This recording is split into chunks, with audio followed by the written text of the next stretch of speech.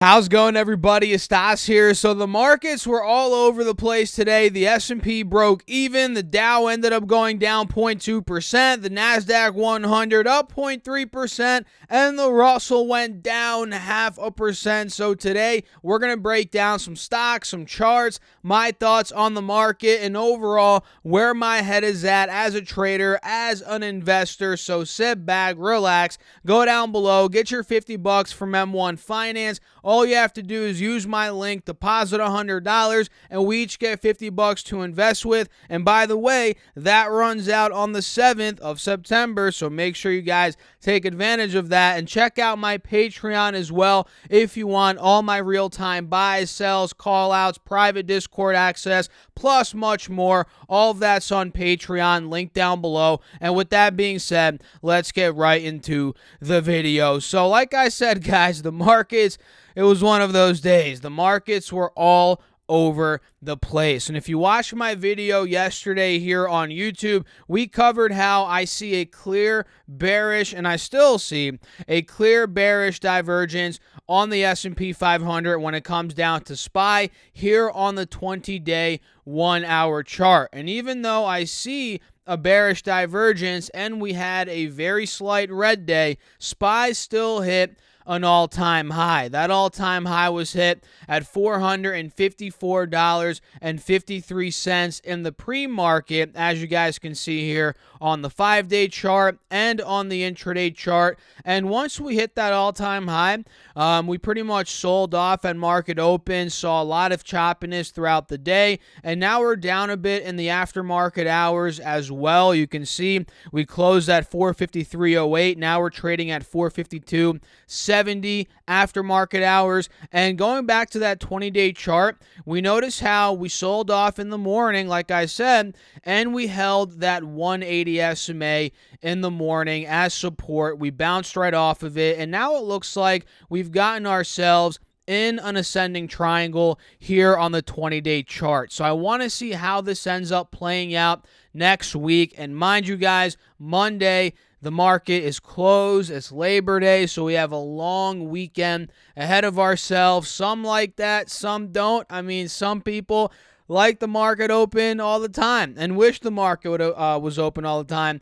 And I'll be honest with you guys, I might be one of those people. I wish the market was not closed, but it is. It's closed on Monday, so we have to be prepared for a short week next week. And when it comes down to QQQ, which tracks the NASDAQ 100, we're noticing we're still in this little 2-3 point window. 380 is support, 382 to 383 is resistance, right? We've been trading within this for the past 1, 2, 3, 4 trading days.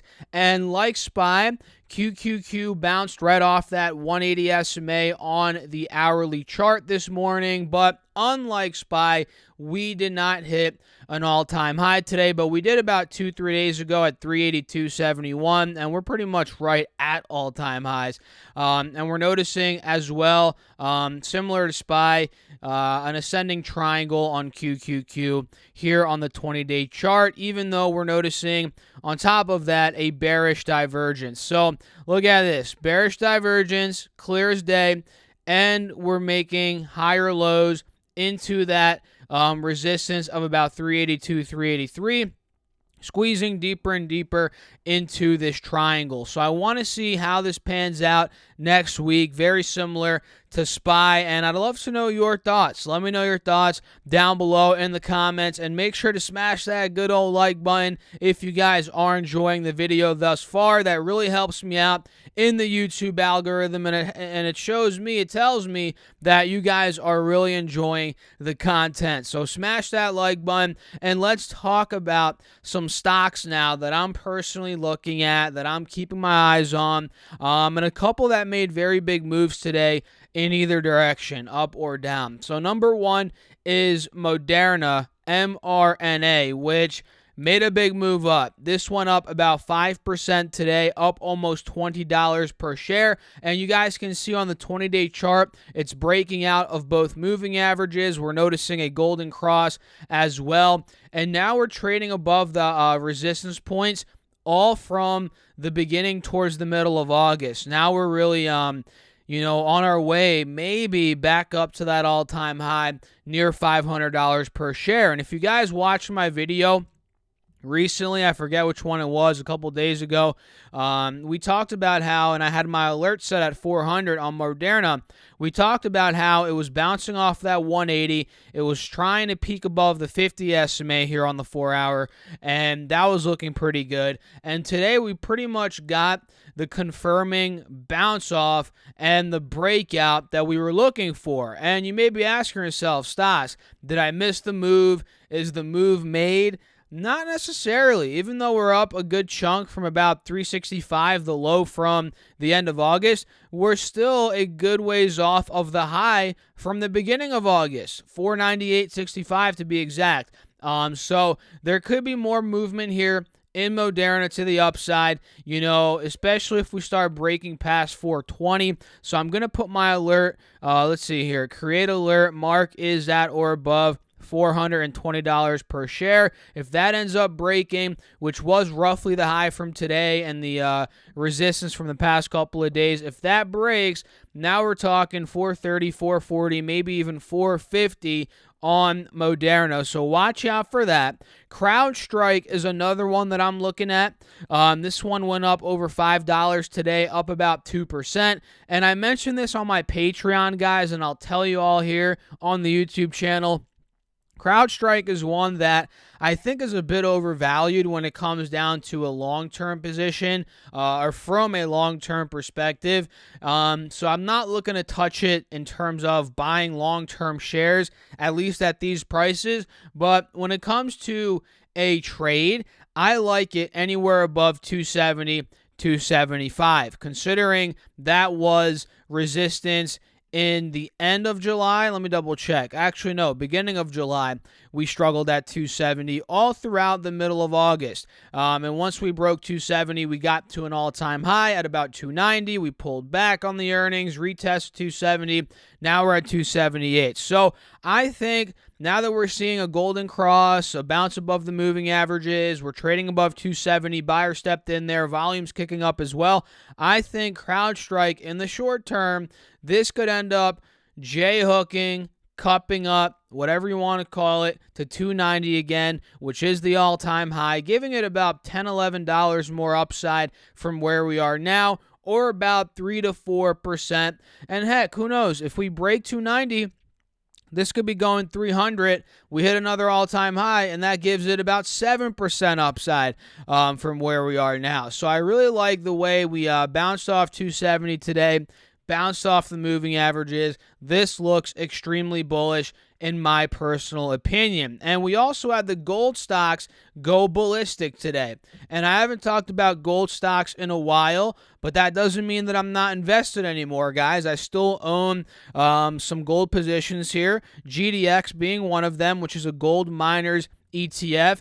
And don't get me wrong, I mean, these aren't massive positions for me. They're pretty small, but I do want exposure to the space. I own GDX, which again is a gold miners ETF. I own GDXJ, which is a junior gold miners ETF. And then I own AG, which is an individual stock that I personally like, First Majestic Silver, which is in the mining space as well. So GDX is moving above the moving averages now. We're noticing it went up 2.4% today, up 80 cents, not too bad.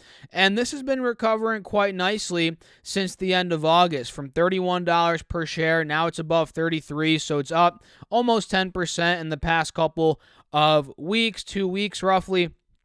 And I'm also noticing, if you zoom in a bit here, in the very short term, an inverse head and shoulder. Very clear inverse head and shoulder. Look at this. Left shoulder, we got the head right here, and then we got the right shoulder right there, right? You guys see that clear as day? So now that we're peaking out of the moving averages, we're breaking out.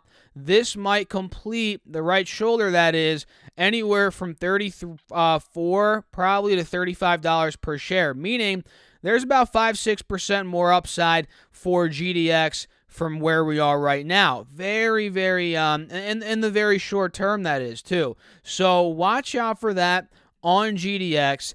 And sure, this move, it very well could be a bull trap, which is why I'm not going hand over fist in this stock as a trade. I do own it, again, as a longer term play, but as a trade, I'm not getting too excited yet because we haven't really gotten a sustained push over the moving averages. We kind of just popped over it today, and we closed above it, which is nice. But I'd like to see another, big green candle over, popping over where we closed today, to really ensure that we're moving higher. Because the last thing I want to do is get caught in a bull trap, and then all of a sudden, or a fake out, whatever you want to call it, and then all of a sudden, boom, we're trading back down to 32, 31. That's the last thing I want to see here.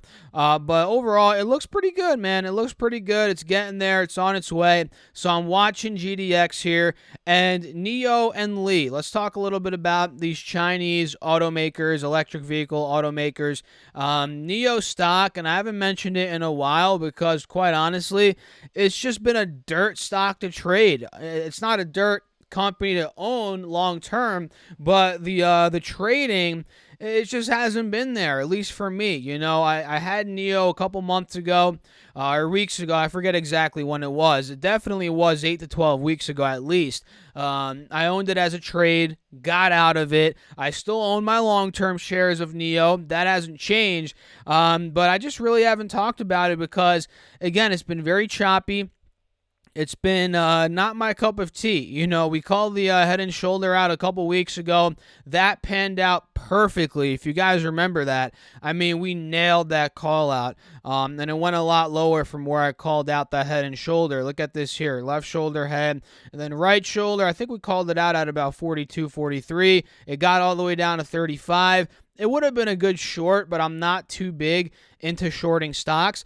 That's just my little pet peeve. You can short stocks. You could buy puts as well. I'm not, shaming you for that. But for me, I don't do it really at all.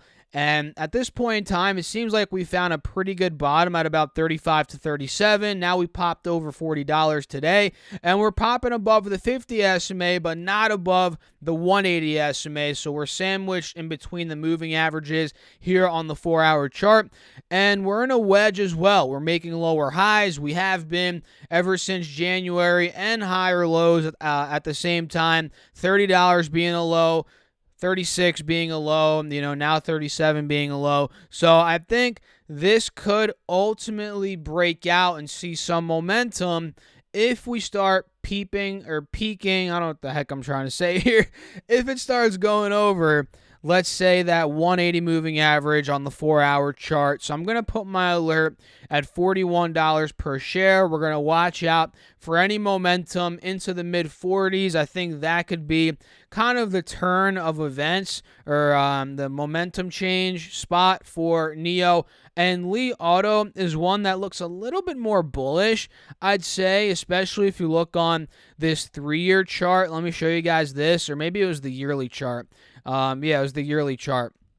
Look at this. We saw a nice run, if you guys recall, back in May. Lee Auto went from $16 to about $35, so it doubled up from May to the end of June, which is a very big move. And then since then, we've retraced a good amount from $36 down to about $27, and pretty much we've been trading within this downwards channel. And now we're trying to break out of the top of the channel. We held the 180 SMA, the bottom of the channel, bounced off of it. Now we're fiddling with the 50 SMA as resistance and the top of the channel as resistance. So if we end up taking out, let's say, $32, $32.50, $33, Lee Auto, it could be getting ready for the next leg up in the overall pattern after a good couple of months of just figuring itself out, bouncing around, 28, 35, 36. So I'm watching out for that move on Lee Auto. So I probably should put an alert. Let's put one at $32.50 for this stock. We'll be watching it above that point in terms of its price. And they just did EPS. Pretty good earnings here, guys. EPS of -1 penny, so they lost a penny, versus 3 pennies estimated. So they beat EPS, and revenue came in at $780.43 million versus the $681.79 million estimated. So they beat revenue by a long shot. They beat EPS, and B of A Securities adjust for whatever this is worth. They adjusted their price target to $42 per share from $39 per share, and they are reiterating a buy rating on the stock. So, yeah, I mean, if we break out of this channel, 3250 plus, hey, man, it could be a buy, technically speaking. So we're going to be watching that. GameStop is another one I'm keeping my eyes on, which sold off pretty aggressively today. I mean, not too aggressively. It wasn't the end of the world, but it did drop $10, down about 5%. You know, it's trading down to the low 200s again. And if we pop up this 20-day chart, you guys can see we traded down to that 180 moving average, right? We failed holding the uptrend that it seemed like we were holding yesterday. We clearly broke out of that, or broke under that support. You know, now we're getting down to 200, which it seems like buyers are stepping in ahead of earnings here on the 8th, so 5 days from now. What day would that be? That's probably Tuesday or Wednesday of next week, one of those days. So I think this could be where we do get another bounce on GME. Whether it goes to 230 or not again, I'm not sure, but could we get a bounce back to 215, 220? I think that's very possible. So I'm going to be looking at that, keeping my eyes peeled on it. And if you guys know, I've been trading this. Well, I traded it, I think, twice, right? Maybe one time, but I did catch a solid move on GameStop on this run up here, and I'm going to watch it. And again, all you guys in my Patreon, you get all my buys, sells, call outs, real time. You get a morning update video, plus private Discord access, plus much more. You know, all that's on Patreon. Tons of value on there. And the last stock for today, and by the way, the Patreon is linked right down below, or you guys can go to stocksurfest.com/Patreon to join. And the last one for today, which I hate to say I told you so, but I told you so, is Chewie. It went down another 3% after they missed revenue numbers a couple of days ago. The active customers came in a bit soft. And I mentioned to you guys, look, when companies don't do as well for earnings and they drop initially, which happened to Chewie, I know there's a rush to get in. Oh my God, Chewie's a great company. The stock's down 10%. Let me get in. Let me just dive right in. A fat position, a full-on position. And I told you guys, let the dust settle a bit. The selling might not be done. And this is a point proven, right? Because we went down another 3% today after we were consolidating at about $78 to $80 for the past 2 days. Let me double check that. Past 2-ish days, 1.5, 2 days, we were consolidating above, $78, $80, which looked good. But now it seems like that proved to be I don't want to say a bull trap, but it trapped some buyers in because we consolidated and now, boom, we're seeing another leg down. So at this point in time, Chewie could go lower. It really could, maybe low 70s. And I'd be a buyer probably if this were to get down to $70. If it got into the 60s, I'm going to be buying shares for sure, because at that point, it's going to be in need for a relief rally, right? It's going to be well in need for a relief rally. Maybe even here you can make the argument that it's in need of a relief rally, but I'm going to give it 1, 2, 3 more days, probably not 3 more days, maybe 1 or 2 more days to decide whether or not I want to get in. And if the opportunity presents itself, let's say we get another leg down to 73, 72, 75, even 74, I'm going to be buying some Chewie. Probably not a huge position. I'm going to treat it very similar to what I did with JWN, which is very oversold, and it's still selling off. I'm going to buy a little bit, nibble a little bit, get my position in there, and I'm going to wait. I'm going to give it some wiggle room because it's going to take some time for it to snap back, with Chewie and, like I said, with JWN here, which I actually have a position in, and I'm selling covered calls as well, which I'm doing well with those covered calls. I collected that premium, and those calls that I sold look like they're going to expire worthless. So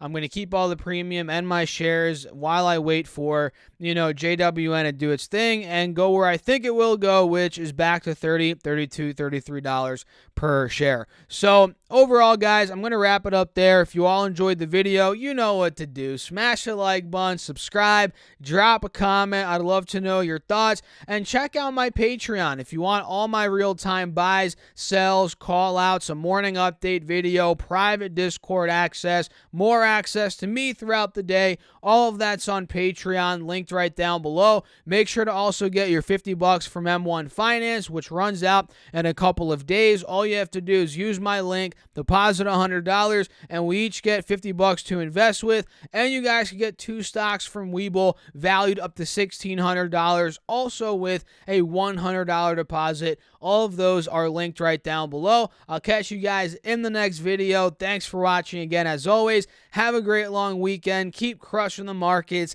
Stay safe out there. Peace out, guys.